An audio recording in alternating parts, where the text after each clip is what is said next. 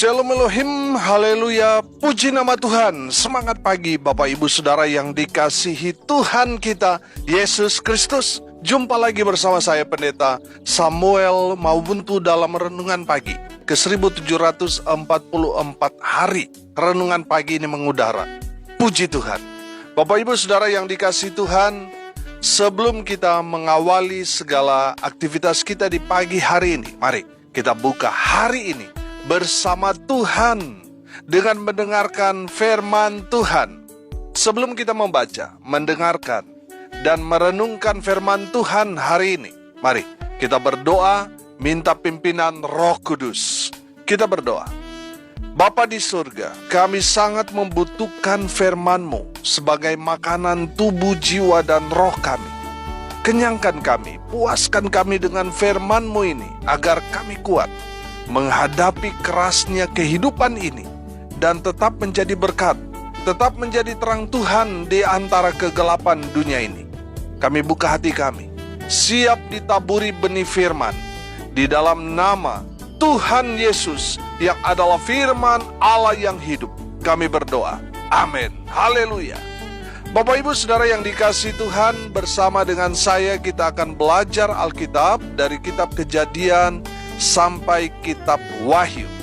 Dan sekarang ini kita sudah ada di kitab Imamat pasal 3 ayat 1 sampai ayat 17 di bawah perikop korban keselamatan. Demikian firman Tuhan.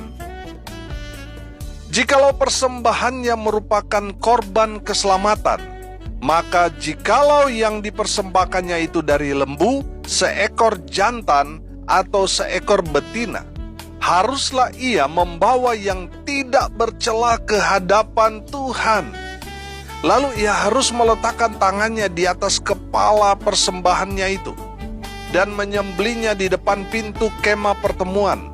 Lalu anak-anak Harun, imam-imam itu, haruslah menyiramkan darahnya pada mezbah sekelilingnya. Kemudian dari korban keselamatan itu, ia harus mempersembahkan lemak yang menyelubungi isi perut dan segala lemak yang melekat pada isi perut itu sebagai korban api-apian bagi Tuhan. Dan lagi kedua buah pinggang dan lemak yang melekat padanya yang ada pada pinggang dan umbai hati yang harus dipisahkannya beserta buah pinggang itu.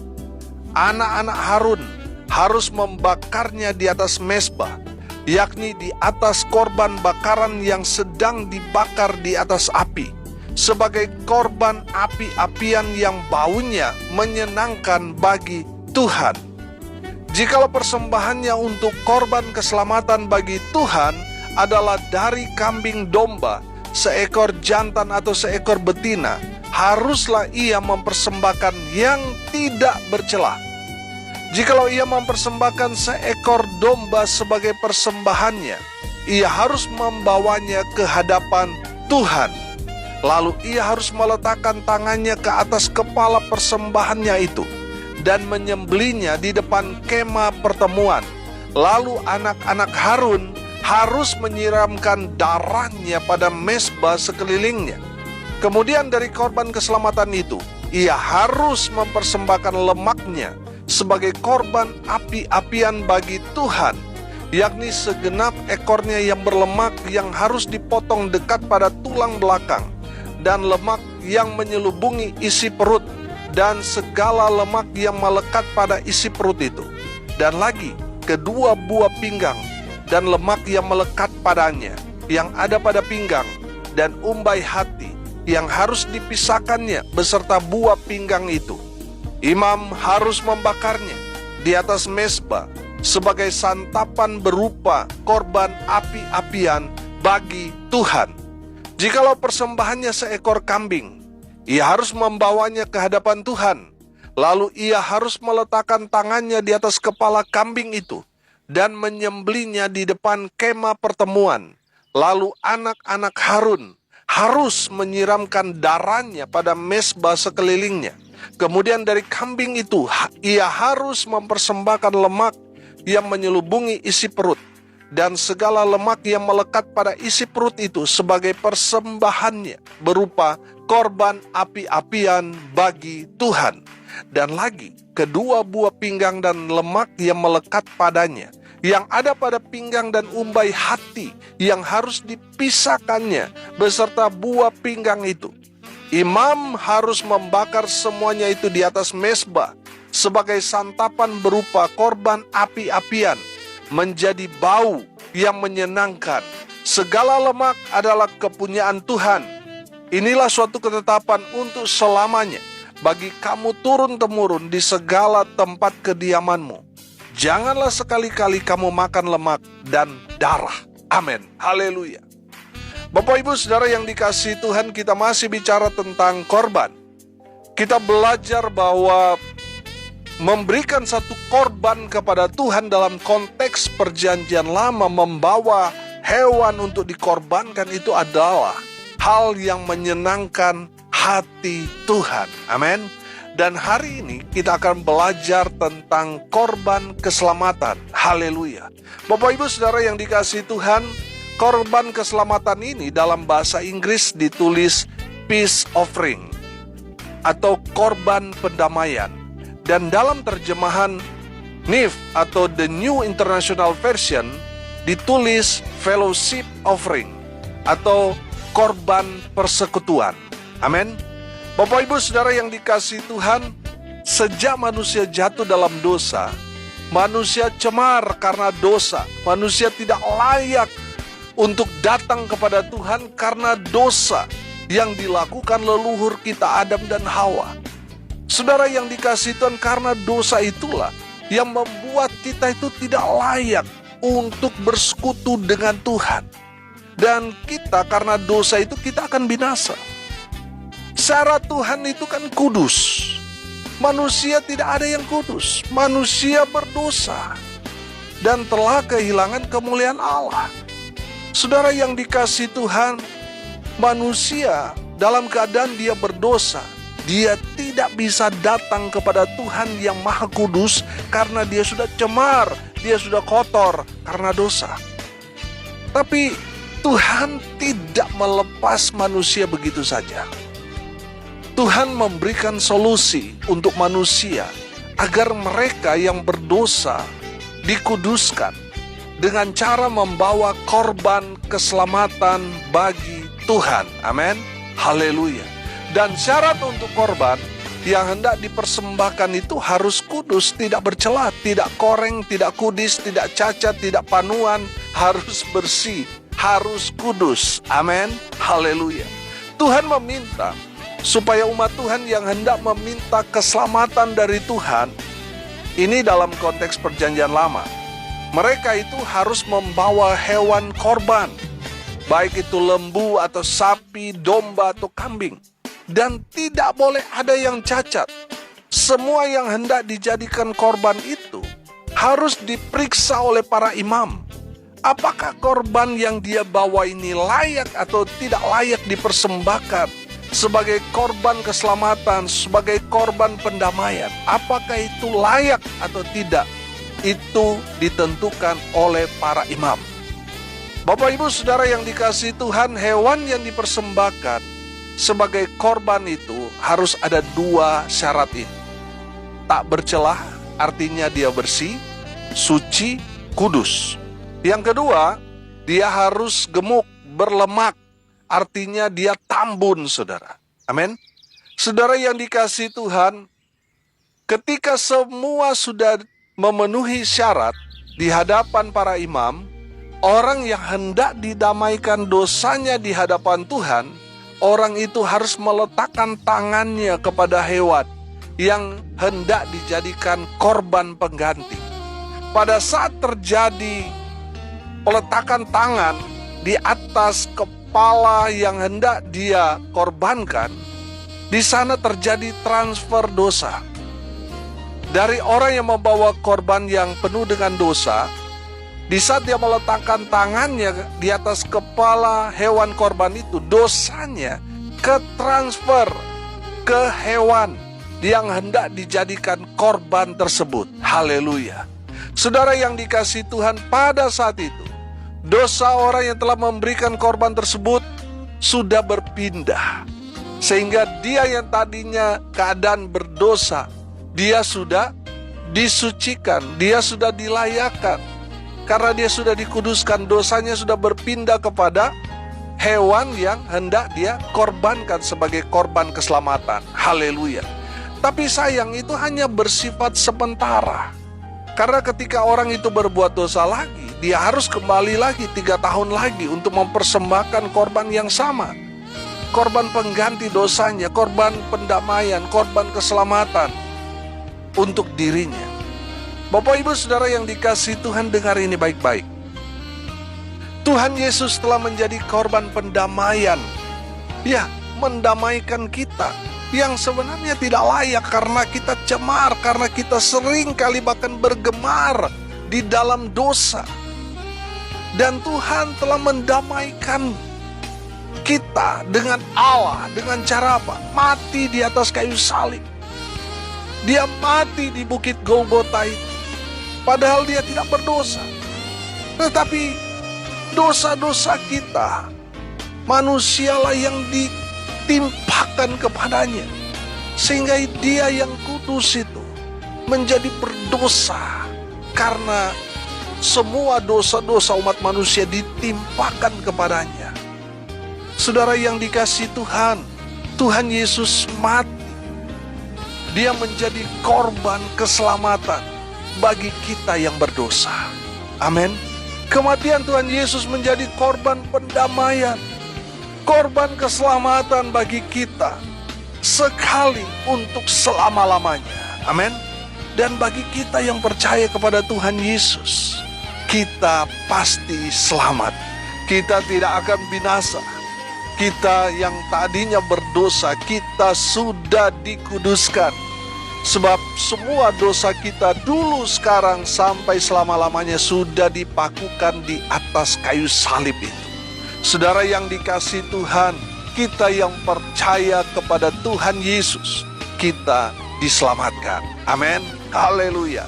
Hari ini kita belajar. Yang pertama, karena semua orang telah berbuat dosa dan membutuhkan korban pendamaian atau korban keselamatan untuk mendamaikan kita yang berdosa ini dengan Allah. Jadi kita butuh hewan atau korban untuk menjadi pengganti kita, supaya kita yang berdosa, kita dikuduskan, kita dilayakkan, karena ada yang menggantikan posisi kita, yaitu hewan korban yang kita korbankan. Yang kedua, saudara, korban yang hendak dikorbankan itu syaratnya harus tidak bercelah, harus bersih dan tambun, artinya gemuk. Amin. Saudara yang dikasihi Tuhan, korban yang hendak dikorbankan itu harus yang paling terbaik dan sudah lulus seleksi. Amin. Karena hewan yang akan dikorbankan itu adalah pengganti dari orang yang berdosa itu. Jadi harus bersih. Tidak boleh ada koreng atau kutu, tidak boleh. Harus bersih. Supaya apa, saudara? Supaya proses dalam transfer dosa itu boleh berjalan lancar. Haleluya. Bapak Ibu Saudara yang dikasihi Tuhan, perhatikan. Yang kedua, korban yang hendak dikorbankan itu harus tidak bercelah.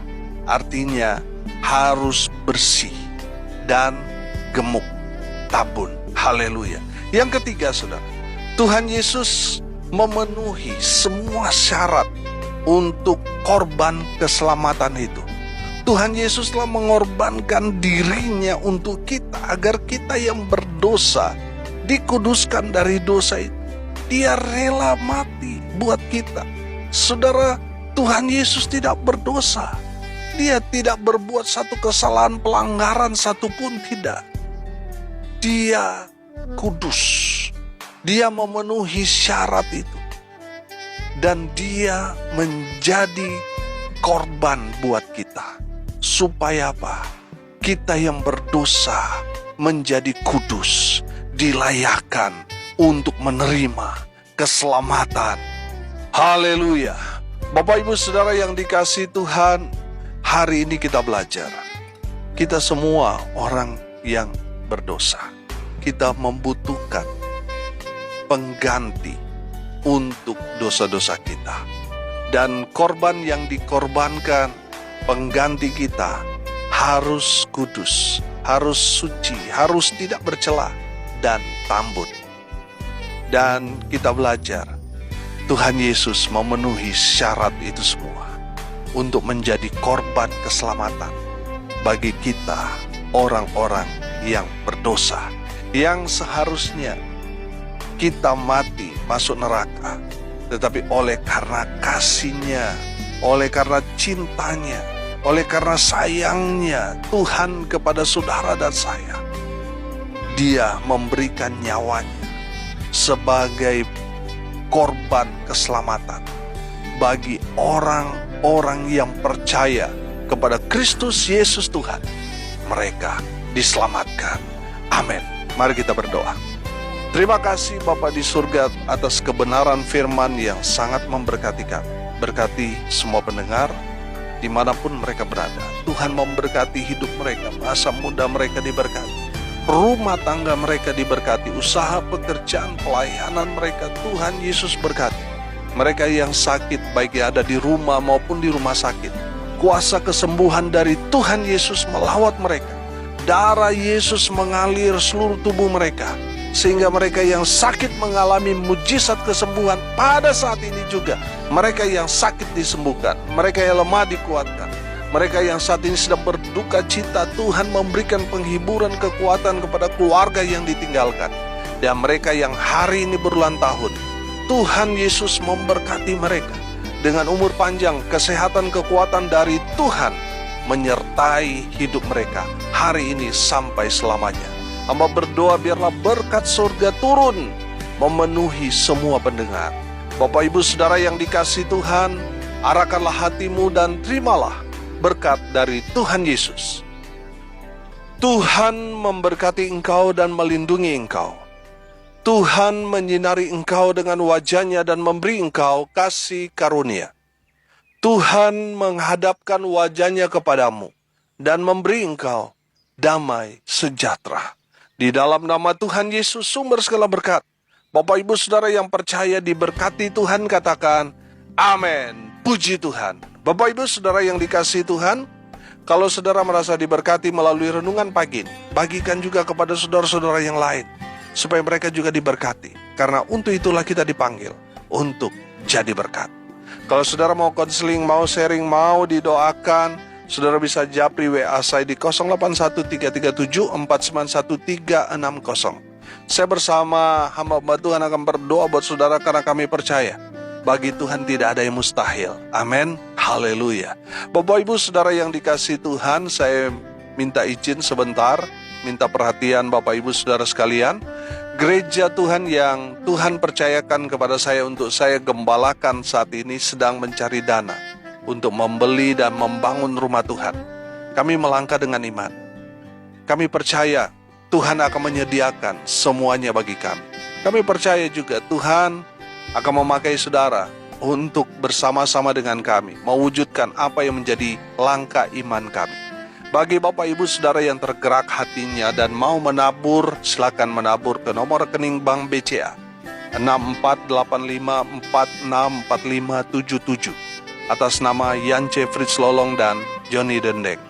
Bapak Ibu Saudara yang digerakkan Tuhan untuk menabur untuk panitia pembelian tanah dan pembangunan gedung gereja, harap menyertakan tanda bukti transfer ke WA saya di nomor 081337491360 untuk saya laporkan kepada panitia. Bapak Ibu Saudara yang sudah menabur, biar Tuhan yang membalas berkat berlipat kali ganda dalam kehidupan saudara. Tuhan memberkati saudara. Haleluya. Salam kasih dari Bali. Saya Pendeta Samuel Mawuntu. Sampai jumpa besok pagi. Tuhan Yesus memberkati kita semua. Haleluya.